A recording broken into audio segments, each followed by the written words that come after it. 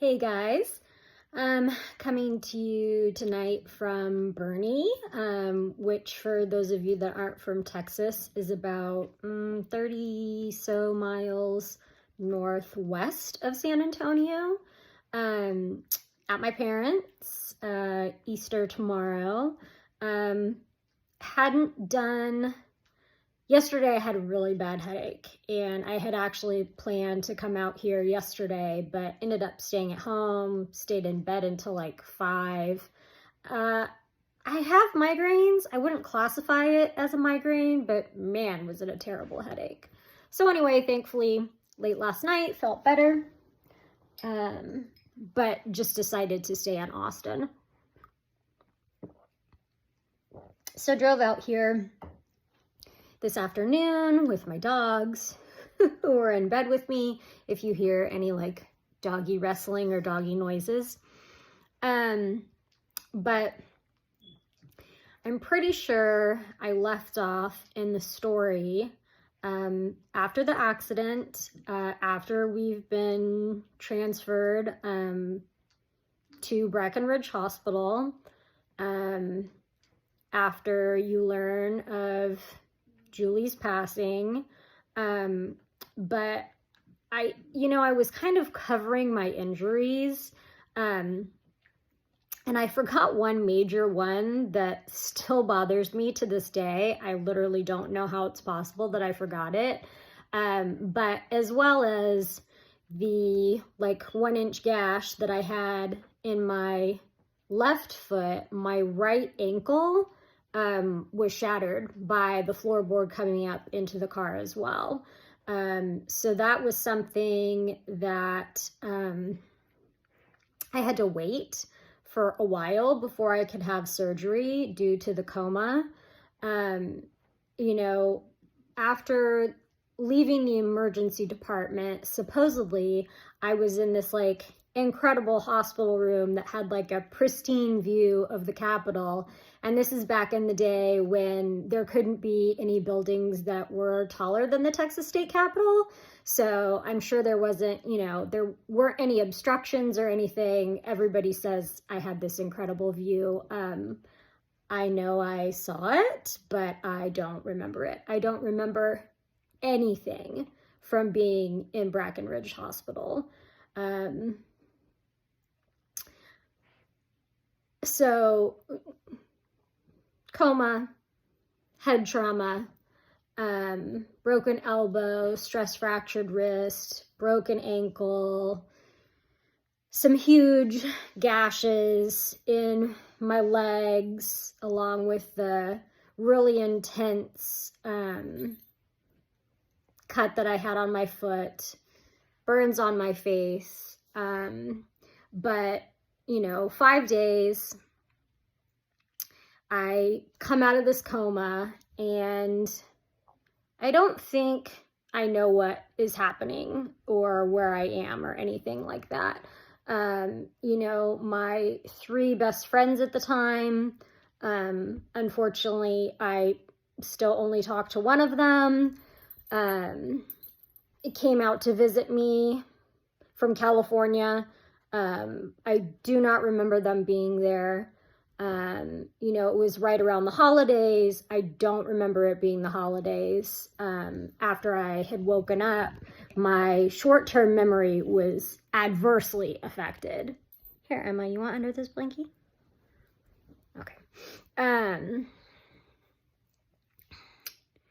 I could remember things from my long-term memory, like I knew what my mom's name was, I knew what my dad's name was, I knew what my boyfriend's name was, but things that happened earlier in the day, they might as well have not have even happened. I couldn't remember them. So anyway, I finally get to a point where I'm stable enough to be moved. My parents are doing this back and forth commuting between San Antonio and Austin. I don't even know that they were doing that much commuting, but no clothing at the time. I didn't have an apartment in Austin. I was living in San Marcos. And so they were able to stay at the Ronald McDonald Children's Home. I don't know if that is exactly the right name, but it is for parents that are needing to stay close to their children that are undergoing either long-term treatment or long-term hospitalization. And at this time, you know, I'm 20 years old, so technically I'm an adult, but considering the circumstances, they still helped my parents so my parents could stay in Austin primarily all the time. And so that was, shout out to Ronald McDonald House, because that was something that they certainly didn't have to do for my parents that they did, that I think was probably really important for them. So, you know, I wake up, excuse me, not cognitive at first. Like I said, short-term memory issues, but a few days later, I'm sent to a step-down unit. So not in the ICU anymore, pretty much stable. And I don't know if I was at Brackenridge for maybe like 2 weeks, around 2 weeks. But right around the first of the year, it's decided that I'm going to be moved to a rehab facility in San Antonio. And my godfather, bless him, was the CEO of Methodist Le Bonheur Health Systems at the time. And so I think helped my parents find a really reputable neurologist that was in San Antonio that ended up being my neurologist for that time and years after. And his name is Dr. Richard Senelick. Wonderful man. He is retired from practice now, I'm pretty sure. Has written many books on stroke and brain injury and is just all around like a really lovely and fascinating, super intelligent guy. Anyway, get to this, it's called Health South Riosa. So get to Health South.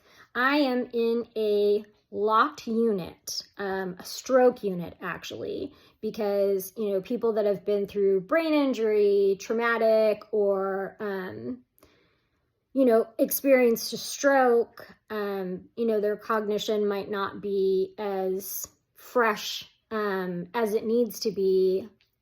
Patients become really forgetful. My big thing was I would get up in the middle of the night and like start wandering around. So I guess it's a good thing I was on a locked unit, so I couldn't like really go anywhere. But something that had actually happened when I was at Brackenridge, this like big gash or, you know, injury I have on my left foot is so deep it's been sutured. And after I wake up from my coma, you know, one of the things that the PT and OT people want to do is get you up and moving. And I don't know how, don't ask me, but somehow somebody had gotten me up to walk around without the knowledge that I had these, I don't know, 5 or 8 stitches in my foot. And so the stitches ripped out. And for people that don't know, once you've sutured something and it rips open, it can't be sutured again. So basically what we had to do, and this went on for months, was it had to be cleaned, treated, and like packed with like gauze and wrapped up every single day. And this gash, or not gash, that's a very informal term, but this wound, not only was it not healed the entire time I was in Austin, the entire time I was in San Antonio in the rehab hospital, which was from January to like spring break, so mid-March. But after I was an outpatient for probably at least, I want to say, like 4 to 6 weeks after that. So the accident happens December 17th of 2002. It doesn't heal until April of 2003. It was that bad. And like, that is how traumatic for a wound of that nature it can be if stitches are ripped out. So FYI, if you have a child that ever has to have stitches, don't let them rip them out. Oh my God. Anyway, so I'm at this rehab hospital. I have this phenomenal neurologist and, you know, PT, OT. I'm in a group therapy, not pathology. Oh my gosh, what's the word?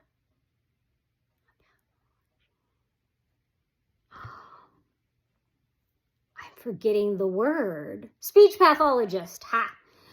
Therapy with a speech pathologist. And, you know, I'm still, when I first get out there, very out of it. You know, like I mentioned, the getting up and wandering around at night, you know, on an injured foot, you know, trying to go to the bathroom by myself when I'm not very cognitive, short-term memory loss. Like, I thought that my parents had given me up for adoption for like, close to 3 weeks. Every time they left, like, I thought they were leaving me like in the hospital. Like, I don't know if I thought I had like done something bad and that's why they were leaving, but supposedly every time my parents left, I freaked out. So yeah, I can't remember if I mentioned in the last video, but because I was in a room by myself, so that was great. But since I'm at the very back of the unit in a room by myself, I have I'm recovering from a traumatic brain injury. And, you know, just having woken up from a coma, I was put in I think the technical term is a canopy bed, which what it really is, it's, excuse me, a normal hospital bed, but it has like a nylon and mesh like tent over the whole thing. And you can only get out on the two sides through a zipper, but the zipper's on the outside. So if you're on the inside, you can't get out yourself.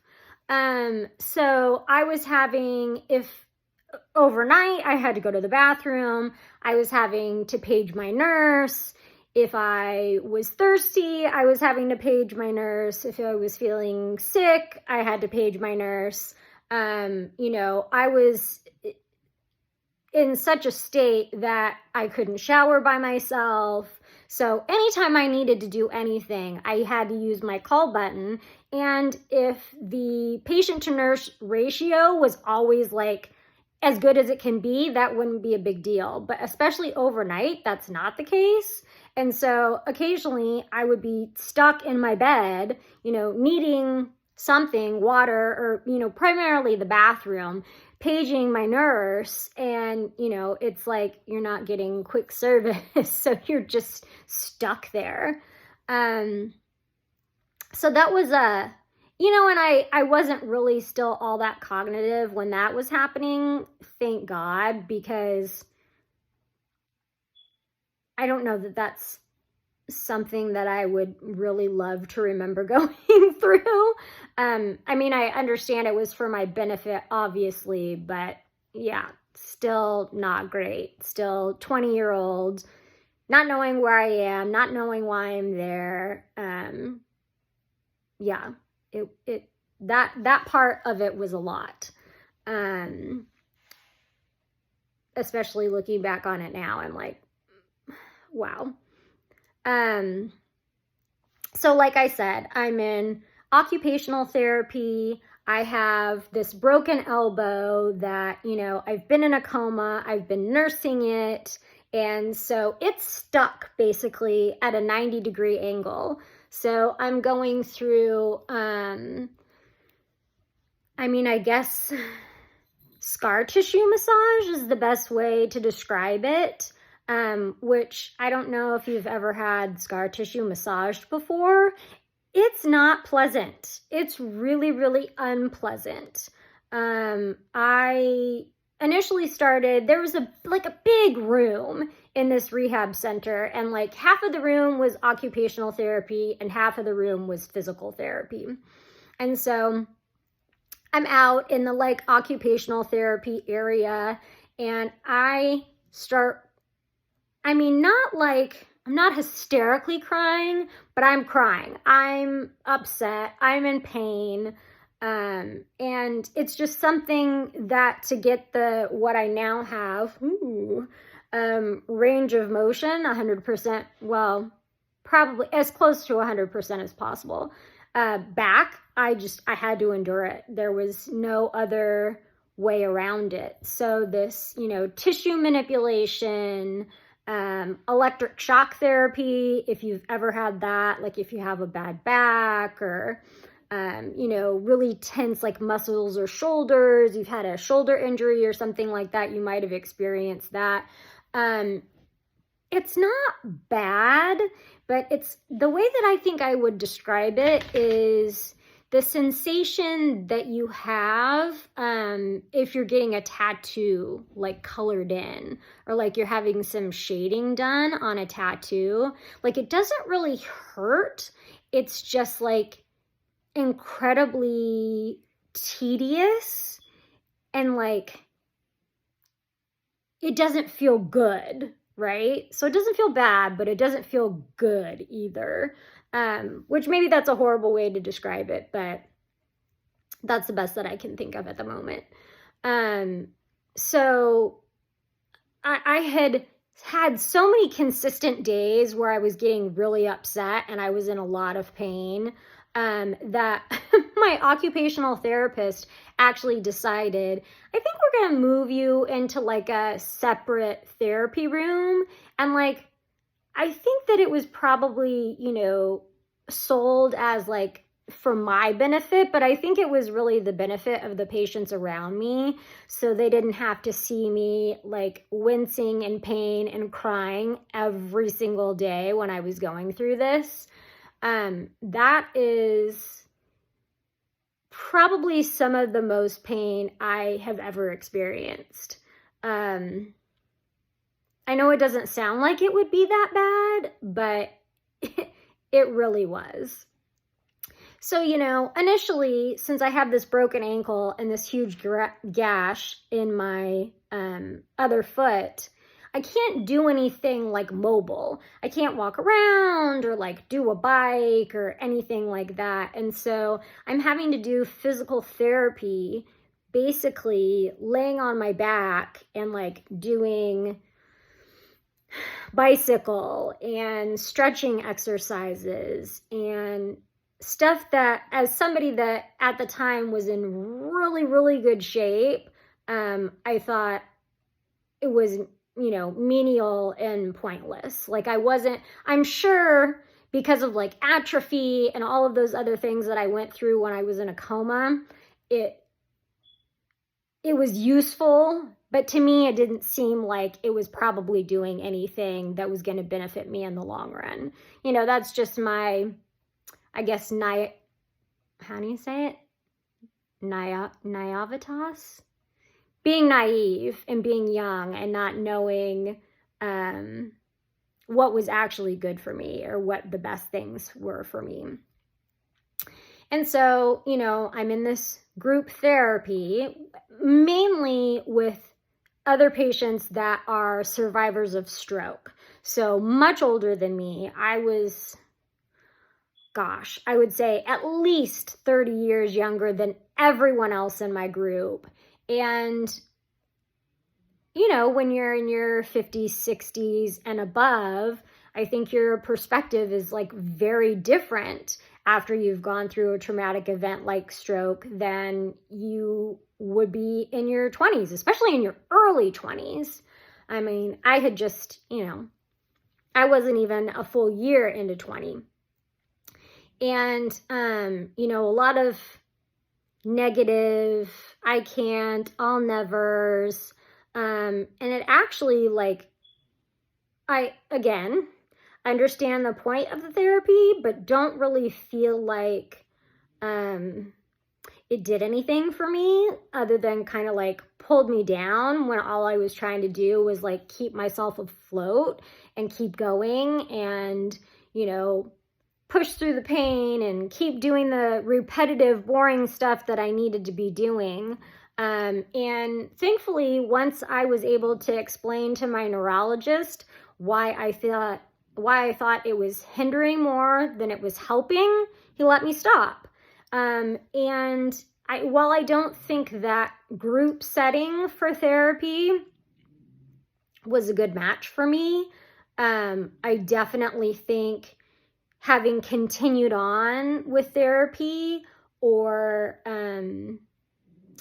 pursued therapy more quickly than I personally did after I got out of that phase of recovery, it probably would have benefited me in a big way. But it probably took me 10 years. Yeah, something like that. I'll have to do the math. Before I went to individualized therapy, which I am still in and happy to tell anyone and happy to recommend people if I know people to anyone, because I think talk therapy is so beneficial. You don't have to have gone through trauma or a horrible accident or, have catastrophic injuries to benefit from therapy. Therapy is so great for mental health. And I think the more we talk about it, the less stigma is associated with it. And I think since COVID, one of the good things that, a handful of good things have come from COVID. But one of them is being more open, not only open-minded, but open to hearing about people's stories and how therapy is such an incredible tool. Before it used to be kind of, a rich people's kind, people that could afford it, because a lot of therapists don't take insurance or they take very limited insurance. So a lot of times therapy, you have to pay out of pocket. I've been paying my therapist out of pocket. Oh my gosh. Probably for like 8 of the years I've been seeing her. So, if you don't have extra money just laying around, it could be out of some people's reach, but now there's so many like free therapy lines and therapy apps and low-cost therapy. I could literally talk about therapy and the benefits of talk therapy until I fall asleep.